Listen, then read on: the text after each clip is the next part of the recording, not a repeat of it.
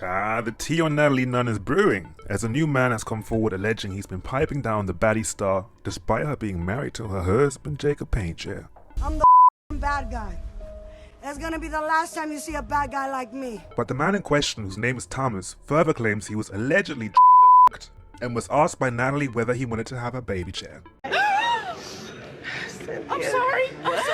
When? No. What happened? So over the weekend, Thomas took to Facebook posting a lengthy message of his encounter with the chin checker.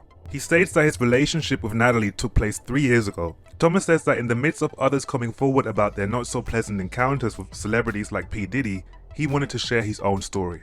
Now in his Facebook post, he reveals that he was at a restaurant with a friend, fellow Zeus star Chef D, when Natalie emerged out of nowhere and joined them at their table. The 21-year-old at the time claimed to have had no idea she was coming, and within seconds of her taking her seat, she immediately kissed him on his lips.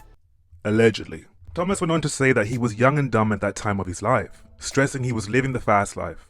Now despite the unexpected and uninvited kiss, he still decided to stay. That's when the trio decided to start drinking, and apparently they were drinking a lot. And y'all watch Baddies, so y'all already know how Natalie gives it up, okay? And I'm always the bad guy. When can Natalie be the good girl? Thomas says that after they were done at the restaurant, he dropped off Chef D, which is crazy because if you've been drinking so much, as you say you did, why are you driving? Whatever the case, he says he then proceeded to drive Natalie back to her hotel. And after they got back to her hotel room, she allegedly made a move on him and supposedly gave Thomas fellatio. And that's fine. That's fine. I'm not forcing anybody. We ended up and she told me this was the best she ever had. Thomas claims Natalie told him she's ready to leave her husband for him.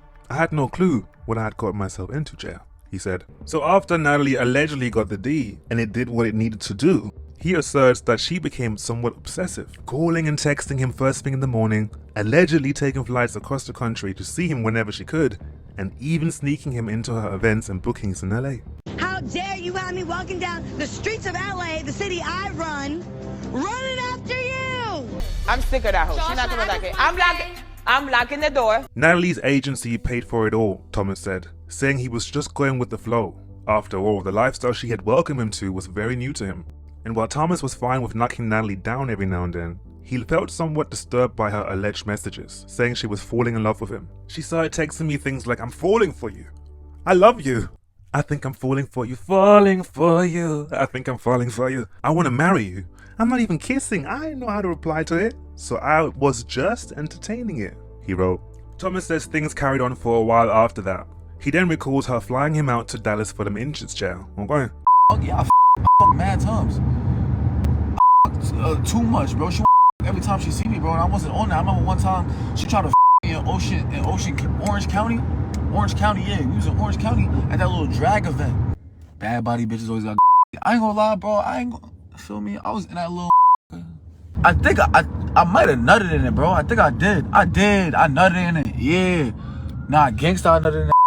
He said he carried $6,000 of his own money in case the trip went left, and Thomas was glad he made that decision. Now it's unclear whether this happened in Dallas or at another city, but he went on to talk about being at a club with Natalie and her allegedly bombarding him with questions about whether he wanted kids. When he broke out in laughter about the question, she apparently became very serious, allegedly telling him she wasn't joking. Natalie allegedly told him she was ready to leave Jacob for him, Joe, and that he'd be part of the industry if he got with her for real. On day 2 of the trip, Natalie had 4 bookings to attend.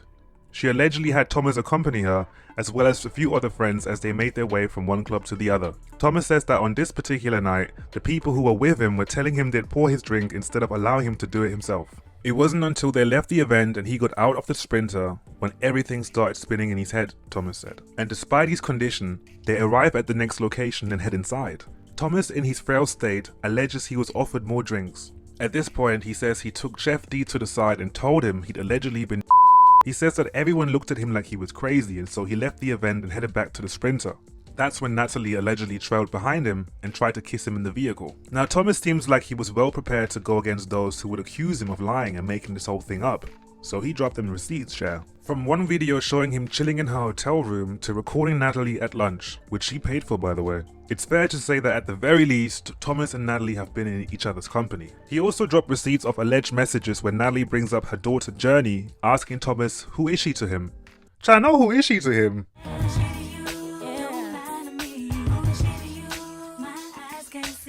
Thomas alleges that Natalie wanted him to be Journey's stepdad, yeah. And lastly, he also claimed that when he and Big Nat were at her hotel room, Jacob called her on FaceTime and she openly told him she was with another guy. He laughed, Thomas said in his post, implying that Jacob was unbothered by what Natalie told him, further indicating that they allegedly have an open relationship. Next time, have it arranged. My people ain't Hollywood like you. Who's Hollywood? Who's Hollywood? Now Natalie wasted no time jumping on Instagram Live in an attempt to clear her name. She discredited most, if not all, allegations made against her as she shared her own side of the story on the situation. This is why, no, you can't come to the club with me. No, you guys can't jump in my black trucks. No, you can't bring a +1 around me. I don't know. Keep them the fuck away from me. So D, since you're in here right now, we're going to start with you. Because you brought this kid who's on Facebook around me. I don't know this kid. Okay, he was around for like a month back in 2020 or something. He would come around, he would ask me to hire him because he was doing some type of fraud, fake checks, going into the Bank of America's. And wow, but he's so weird because he didn't post no videos of me, but posted videos of you. Like because I'm the cloud. Yeah, I know. Cloud. I get it. And as Baddies keeps growing and as new seasons keep dropping and as little beefs between us baddies go, so I guess he's down in the body's friend. I don't really know, and I don't really give a Your story's cap. You're fucking cap. You came around multiple times, yes, because you were Chef D's friend, aka boyfriend. That's the only reason he was around. Thomas claims that since he came forward about it all, Chef D has been running around the internet telling people that Thomas had been on prior, allegedly being. In other words, they're playing it off as if he was already a user and probably took something himself, which Thomas has strongly denied.